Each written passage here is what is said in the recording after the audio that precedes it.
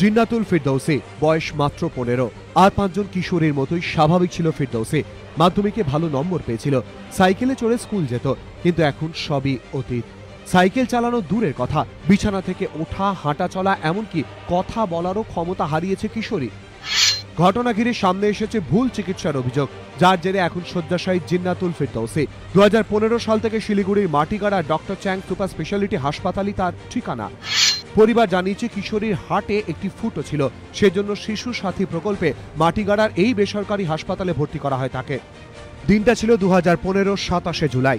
কিশোরীর হার্টে অস্ত্রোপচার করা হয়। পরিবারের অভিযোগ, অস্ত্রোপচারের 2 মাস পর জ্ঞান ফেরে ফিরদৌসীর। তারপর থেকে শয্যাশায়ী, হাঁটা চলা দূরস্থ, কথা বলার শক্তি পর্যন্ত নেই কিশোরীর। পরিবারের অভিযোগ, ভুল চিকিৎসার জেরেই এই বিপত্তি।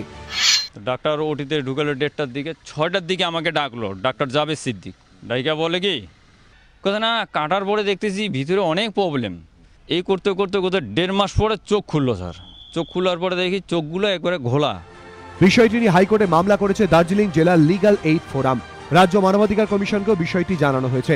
জেলা প্রশাসনের রিপোর্ট তলব করেছে আদালত। স্বাস্থ্য সচিবের রিপোর্ট চেয়েছে কমিশন। লিগ্যাল এইড ফোরামের অভিযোগ, পরিকাঠামো না থাকা সত্ত্বেও সরকারি প্রকল্পে টাকা পেতে এভাবে মুড়ি মুড়কির মতো রোগী ভর্তি নিচ্ছে কয়েকটি বেসরকারি হাসপাতাল।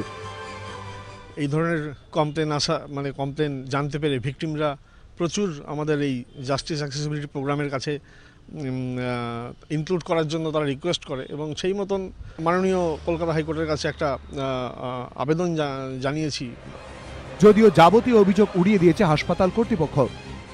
আমাদের জানি কি patient was in very bad shape.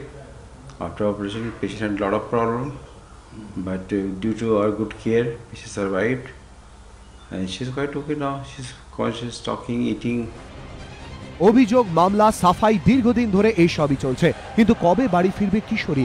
আদৌ কি সে নিজের পায়ে উঠে দাঁড়াতে পারবে? বড়সড় প্রশ্নচিহ্নের মুখে ফিরদৌসীর ভবিষ্যৎ। সনদ ঝা, এবিপি আনন্দ।